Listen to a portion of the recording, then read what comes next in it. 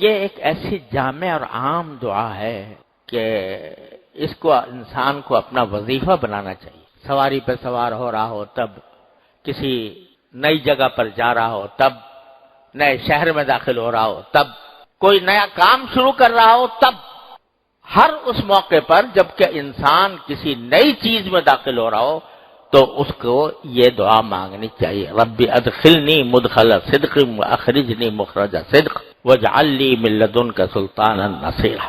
تو ایک تو یہ ہے کہ اچھی طریقے سے داخل ہوں اور نکلوں تو اچھی طرح نکلوں، اور آخر میں یہ کہ واجعل لی من لدنک سلطانا، مجھے اپنی طرف سے ایک طاقت عطا فرمائیے، قوت عطا فرمائیے. جب بھی انسان کسی جگہ پر جاتا ہے، داخل ہوتا ہے، تو اس جگہ پر داخل ہو کر فائدہ اٹھانے کے لیے کسی طاقت کی ضرورت ہوتی، کوئی طاقت چاہیے.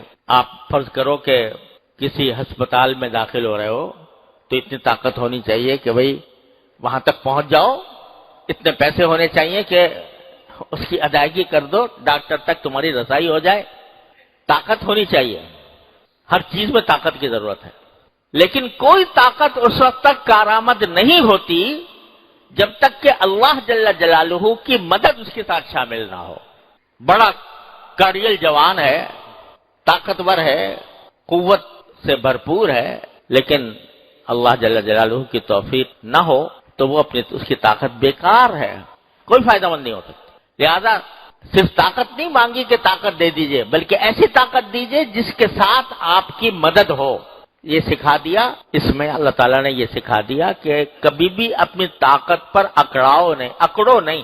وہ طاقت تمہاری جسمانی طاقت ہو، ذہنی طاقت ہو، علمی طاقت ہو، کوئی بھی طاقت ہو، اس پر اگر اترا گئے کہ میں تو بڑا طاقتور ہوں اور میں ساری دنیا کا مقابلہ کر سکتا ہوں، اگر تم اس پر اترا گئے کہ یہ میرا کمال ہے، میری طاقت ہے، میری قوت ہے، تو وہ قوت اور طاقت سب ہوا ہو جائے گی.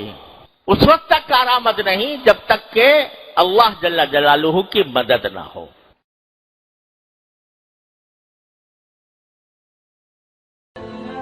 Watching.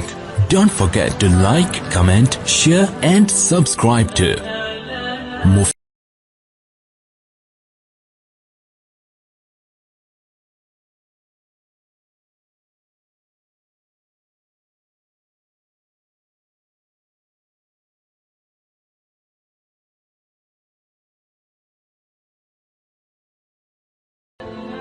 Watching.